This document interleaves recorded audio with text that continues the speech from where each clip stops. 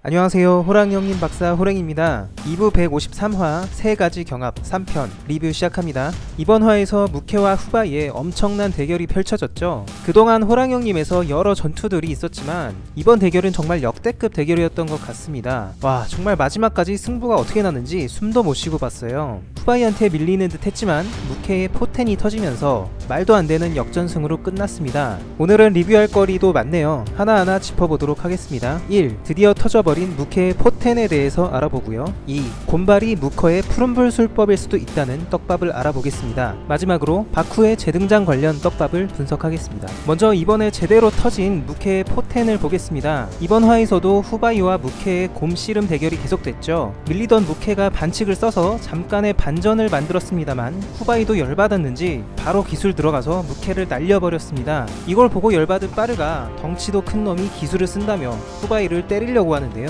후바이도 배는 게 없는지 부릉부릉 시동 걸더니 거의 500마력의 힘으로 빠르에게 달려듭니다. 부릉부릉이라니, 작가님 드립 수준이 진짜. 이때 쓰러져 있던 무케가 갑자기 뛰어들더니 기술을 날립니다.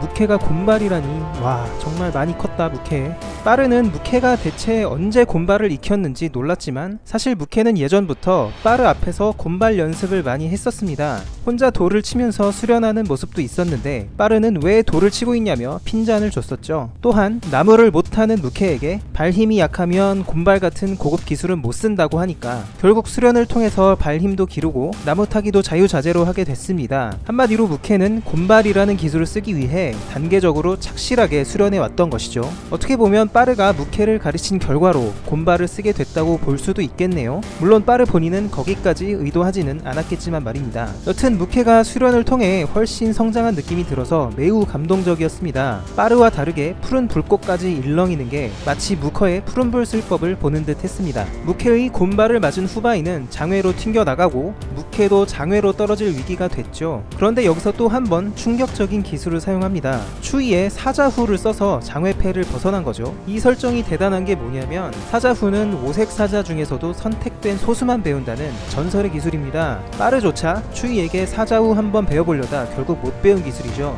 일영이 알고 있을 정도로 네임드 기술인데 무케가 사자후를 쓴다는 건 정말 엄청난 성장이라고 볼 수 있습니다. 사실 무케가 사자후 수련하는 것은 단 한 번도 떡밥으로 나온 적이 없습니다. 다만 추위가 사자후를 수련하는 것을 근거리에서 한 번 봤을 뿐인데요. 이걸 카피했다는 것은 정말 주인공 빠르가 초라해질 지경이 아닌가 생각이 들어요. 추위가 이걸 봤다면 무케를 굉장히 대견해했을 것 같습니다. 명실상부한 현 세계관 최강의 재능이고 나중에 산군 무커를 넘어 추위 레벨까지 넘볼 만한 재능이 아닌가 생각이 듭니다. 2.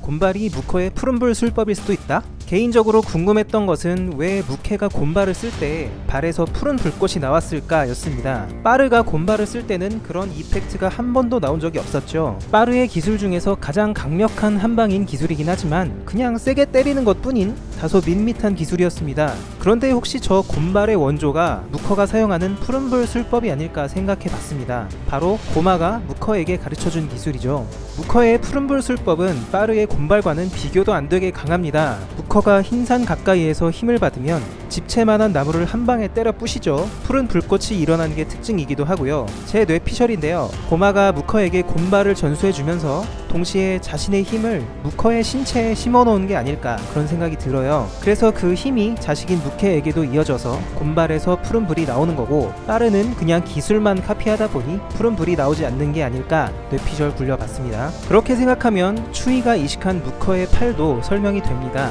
일영에 따르면 차갑고 사나운 기운이 나온다고 언급되죠. 고마가 다스리는 땅은 만주의 흑룡강 지역이라는 게 학계의 정설인데요. 이곳은 엄청나게 추운 땅입니다. 차갑고 사납다는 묘사가 딱 들어맞지 않나요? 만약 무커의 팔에서 나오는 힘이 아린의 힘이었다면 일영도 굉장히 익숙한 힘이기 때문에 눈치챘어야 당연한데 일영은 그저 차갑고 사나운 기운이라며 굉장히 낯설어합니다. 일영조차 알 수 없는 힘이라는 것이죠. 그렇기 때문에 저는 무커의 팔에 깃들어 있는 힘이 아린이 아닌 고마의 힘이라고 보는 게 타당하다고 봅니다. 결론적으로 무커가 고마의 힘을 이어받았고 이것이 자식인 무케에게도 전해졌다. 그리고 팔을 이식한 추이에게까지 전해졌다. 이것이 제 추측입니다. 3.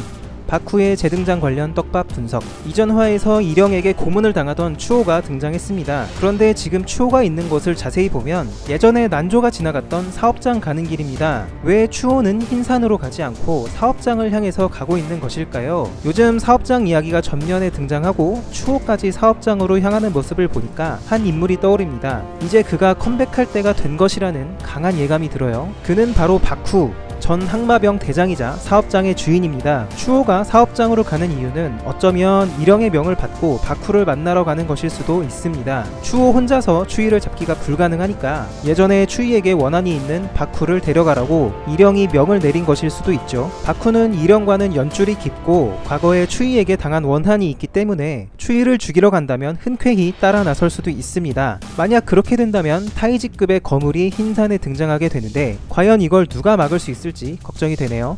오늘의 리뷰는 여기까지입니다. 오늘 후바이와 무케의 대결이 끝났는데요. 빠르가 무케를 얼싸 안으면서 기뻐하는 모습과는 너무나도 대조적으로 혼자서 자신의 상처 부위를 할짝거리는 후바이의 모습이 안타깝고 슬펐습니다. 할아버지 곰은 후바이한테 고생했다고 한마디를 안 하네요. 후바이를 어렸을 때부터 혹독하게 훈련시킨 게 저 할아버지 곰일 것으로 예상이 되는데요. 아직은 어린 후바이를 좀 더 살갑게 챙겨줬으면 좋겠습니다. 오늘의 리뷰는 여기까지입니다. 그럼 다음주 토요일 낮 12시에 다시 찾아뵙겠습니다. 감사합니다.